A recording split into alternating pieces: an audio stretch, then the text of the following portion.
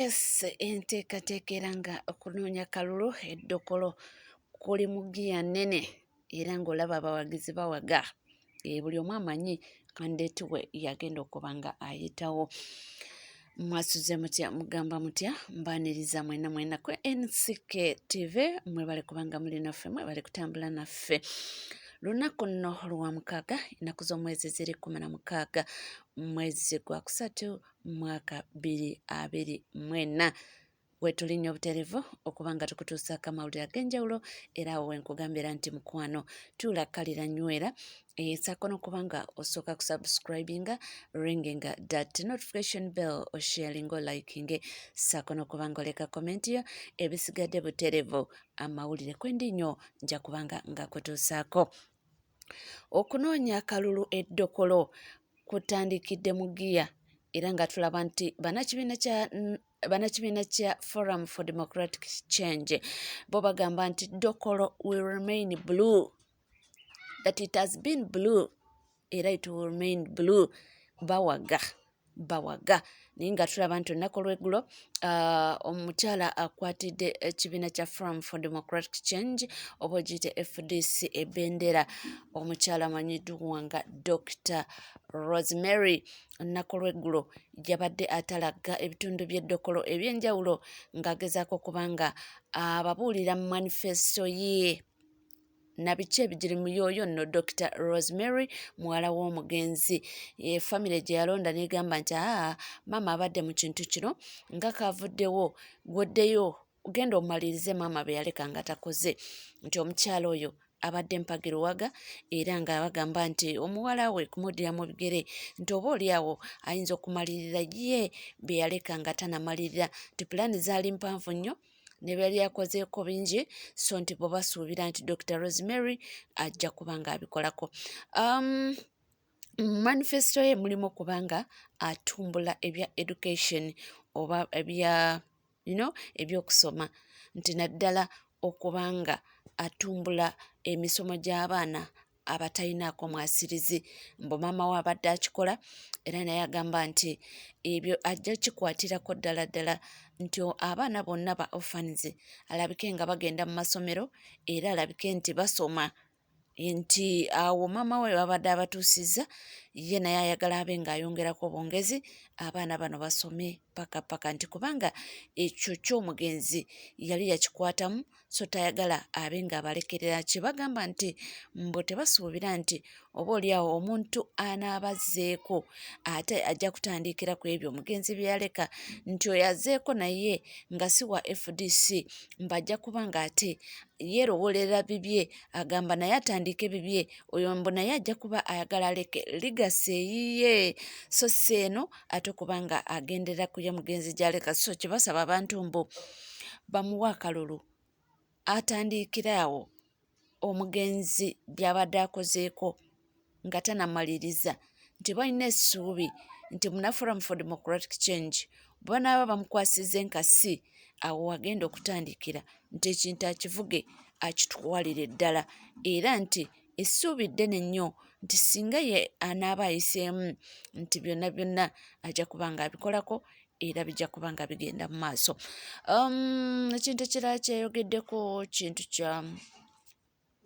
kya malwaliro, ono omukyala Dr. Mulamba era nti abasuubizizza okuba nga atumbula omutindo gw'ebyobulamu, nti being a doctor ebintu ajja kuba nga byonna abitegeera, nti mu malwaliro ajja kumakinga sure nti at least ebintu ebyetaagisa ebikozesebwa bibaamu, kubanga ajja kubanga ng'abirambula kubanga abimanyi nti kino kubanga abimanyi kijja kuba nga kimuyambako, nti wayingira eddwaliro amanya nti kino tekiriwo, kino wekiri, kino basawo twetaaga bameka, bano tebaliwo, naakola gwaki, nti ebyo byonna byabasuubiza nti ye singa anaaba ayiseemu mu butuufu ajja kuba nga abikolako.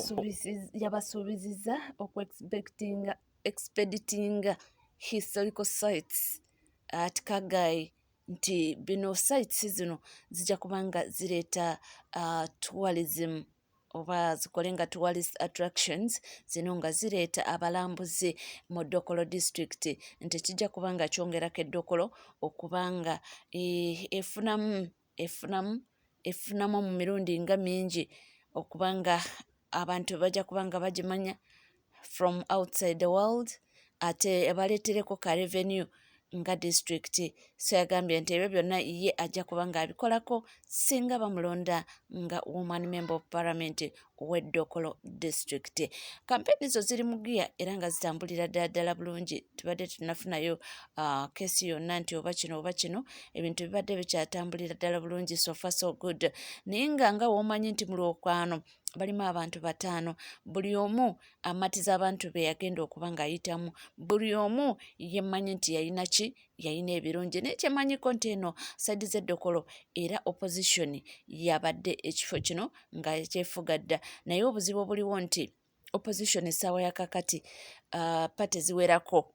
Tulina FDC efieldinzeyo Dr. ono, tulina NUP yafieldingayo omukyala Ageno Harriet, tulina UPC nayo yafieldingayo, so kati be bali mu kulwanira awo. N'olaba nti oba oli awo NRM erinayo upper hand okuba nti bo balina candidate omu ate bonna bano aba opposition baba balwanira entebe okulaba nga bagisika ku NRM, naye tajjukira NRM yo erina candidate omu yekka kwegamba ye alwana n'abana 3 bana b'okuludda oluvuganya. So weebityo munnange nga tusuubira ebirungi byerere nti kampeni zino zijja kutambula mpolampola ate bulungi nnyo nga tetufunyeemu obuzibu. Bamukubye, bakoze kino, bamusibye, bamubuzizaawo, ekyo kijja kuba nga ate kireetawo essasage.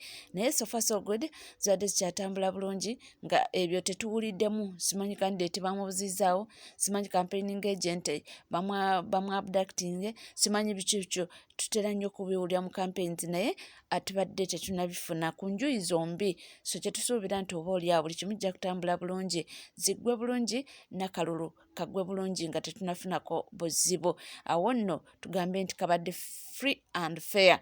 Naye kasita bijjamu ebyo kibooko ne zivaayo abantu ne babatiisatiisa, munnange ebintu bituuka ne bibanga tebikola ki mu butuufu ngawo tosobola gamba muntu nti kabadde free and fair. Naye katusuubire ebirungi byerere, enjuyi zombi kampu zizeefuze era nga banoonya obululu buli nsonda okulabika ddala nti bakandidate bayitawo. Yes, tukyali wamu era nga tukyatambula wamu era nga omukutu guli gumu KNCK TV. Weebale kubanga oli naffe, weebale kutambula naffe. Nkugamba kimu nti tuweerabira kubanga subscribinga, ringinga that notification bell, sharinga, likinga, saako n'okubanga oleka comment yo.